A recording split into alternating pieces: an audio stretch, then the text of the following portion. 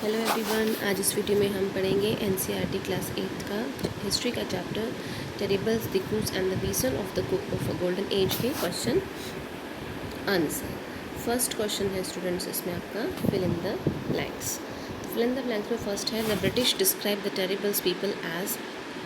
Britishers जो थे उन्होंने जो आपके जनजातीय लोग थे उनको क्या समझा? दे सैवेज। सवेज का मतलब होता है बर्बर, कि उनकी जो कंडीशन थी वो बहुत ही ज़्यादा बर्बर थी। सेकंड है the method of sowing seeds in jhum cultivation is known as broadcast. It is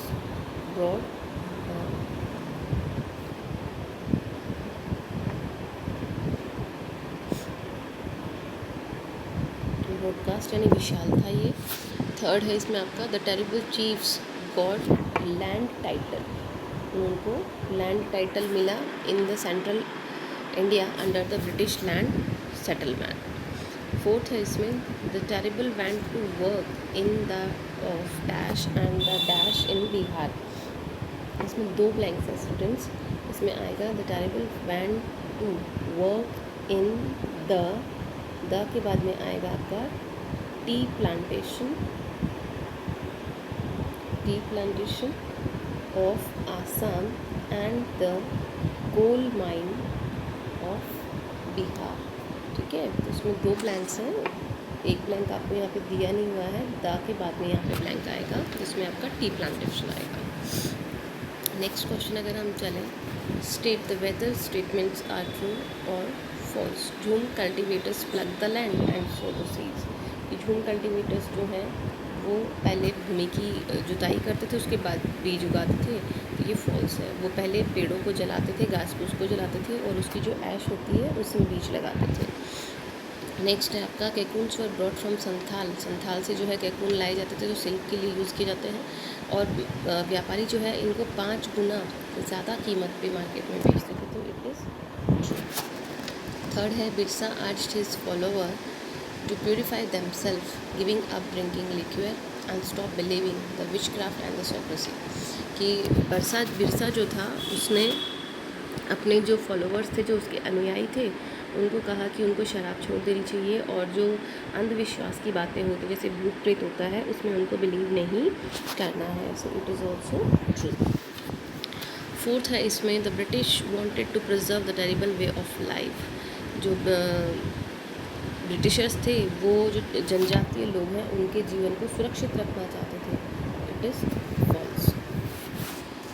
next question है what problem did shifting cultivators face under British rule. की ब्रिटिश शासन के अंदर जो झूम कृषक थे उनको किन किन समस्याओं का सामना करना पड़ा। तो the life of cultivators was directly connected to the forest. सीधा उनका जो संपर्क है, उनका जीवन जो है हम कहें तो जंगलों से जुड़ा हुआ था। So when the British broad change in the forest law, तो जैसे ही ब्रिटिशर्स ने जंगल के कानून में बदलाव किया तो उनकी जो जीवन है वो बहुत बुरी तरह से प्रभावित हुआ। Britisher extended their control over all the forest. उन्होंने सारे जंगलों पे अपना कंट्रोल घोषित कर दिया और ये भी कहा कि ये जो प्रॉपर्टी है ये राज्य की रहेगी, जनजातियों का इसमें इंटरफेरेंस नहीं रहेगा।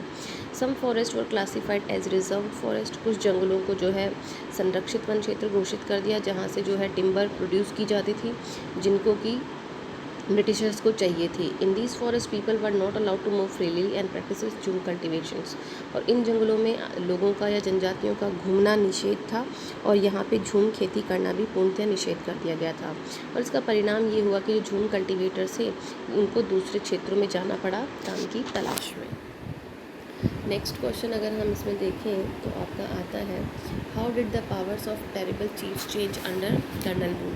कि ब्रिटिशर्स के शासन के दौरान जो टेरिबल चीफ्स थे उनका जो पावर्स थी, उनकी जो शक्तियाँ थी वो किस तरह से बदल गई। टेरिबल चीफ्स वर इम्पॉर्टेंट पीपल। टेरिबल चीफ्स जो थे, मुखिया जो थे, वो महत्वपूर्ण व्यक्ति थे। They enjoy a certain amount of economic power and had the right of administration. इनके पास में कुछ निश्चित पावर ही छोड़ी गई और इनको राइट जो गए और इनको कंट्रोल कर दिया गया उनकी ही क्षेत्रों में। Under the British rule the functions and powers of these tribals किस तरह से इनके अंदर जो बदलाव किए गए वो हम यहाँ नीचे देखेंगे।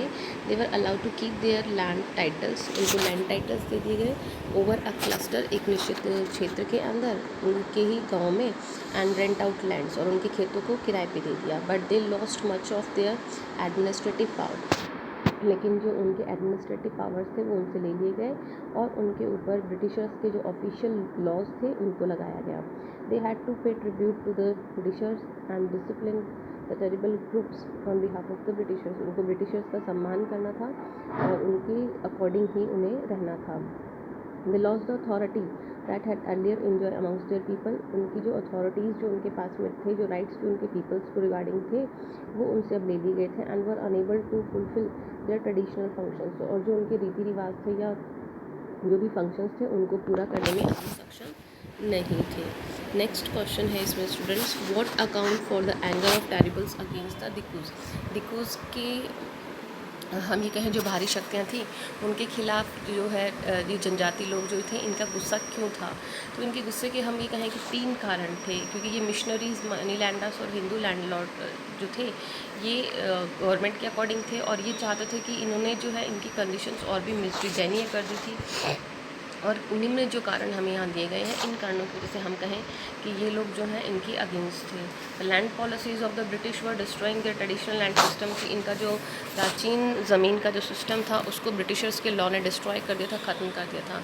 हिंदू लैंडलॉर्ड्स और जो मनी लैंडर्स थे, जो जमींदार थे, उन्होंने इनके ज़मीन ले ली थी और जो मिशनरीज़ थे वो इनको क्रिटिसाइज़ करते थे इनकी जो ट्रेडिशनल कल्चर थी उसको लेकर। इस वजह से हम कहें कि जो टेरिबल या जनजातीय जो लोग थे वो इन दिक्कत से, इन भारी शक्तियों से नाराज़ थे। नेक्स्ट क्वेश्चन आपका इसमें आता है, what was Birsa's vision of a golden age, स्वर्णिम अवसर का या स्वर्णिम समय का जो बिरसा का सपना था वो क्या था। What do you think such a vision appeal to the people of a region, क्या ऐसे क्षेत्र के लोगों को इस तरह के सपने देखने चाहिए, क्या आप इसके बारे में क्या सोचते हो। Birsa was deeply influenced by many of the ideas he came in touch with in his growing up years, कि जैसे जैसे बिरसा बड़ा हो रहा था तो उसके दिमाग में जो आइडियाज़ आ रहे थे उसने उनको छू लिया। The movement that he had led aim at reforming terrible society, और जो आंदोलन उसने शुरू किया जिसका कि एम ये था कि वो अपने जनजातीय समाज का दोबारा उत्थान करेगा। He urged the Munda to give up the drinking liquor, और उन्होंने मुंडा जाति के जो लोग हैं उनको ये भी कहा कि उनको शराब नहीं पीनी चाहिए, अपने गांव को साफ़ रखना चाहिए और भूत प्रेतों में उन्हें विश्वास नहीं करना चाहिए। ही often remark a golden past of Mundas, और उसने जो है हमें कहे कि याद किया उस स्वर्णिम समय को जो मुंडास के पास में था, कभी हुआ करता था, किस तरह से उनका जीवन था उसके बारे में उन्होंने बताया।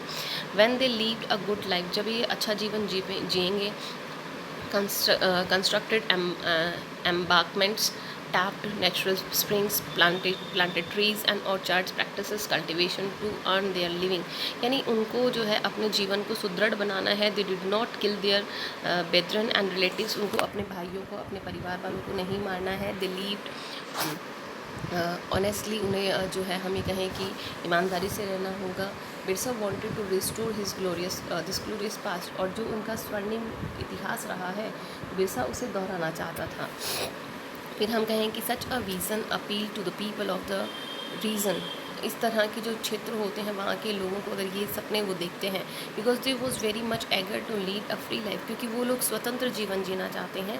दे had to got fed up the colonial forest law, वो उससे थक चुके थे जो कर्नल का फॉरेस्ट लॉ था उससे, और जो रेस्ट्रिक्शन, जो नियम उनके ऊपर लगाए गए थे, that were imposed on them, जो उनके ऊपर वो नियम लगाए गए थे वो उन नियमों से भी हम कहें कि काफ़ी परेशान हो चुके थे। इस वजह से हम कहें कि उन्होंने इस गोल्डन एज का सपना देखा। क्वेश्चन नंबर 6 और 7 एक्टिविटीज़ में दिए हुए हैं, तो ये आपको खुद से करने हैं।